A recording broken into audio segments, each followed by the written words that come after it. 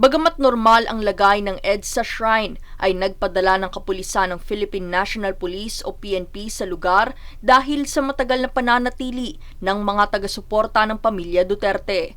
Ang ipinadalang mga pulis ay nasa 200 na sanib-puwersa ng Eastern Police District o EPD at Quezon City Police District o QCPD.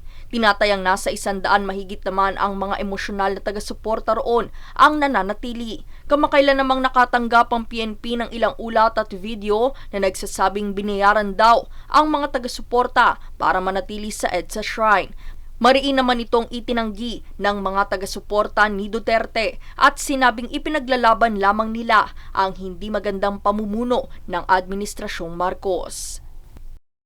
Daniza Lopez, nag-uulat para sa One Media Network.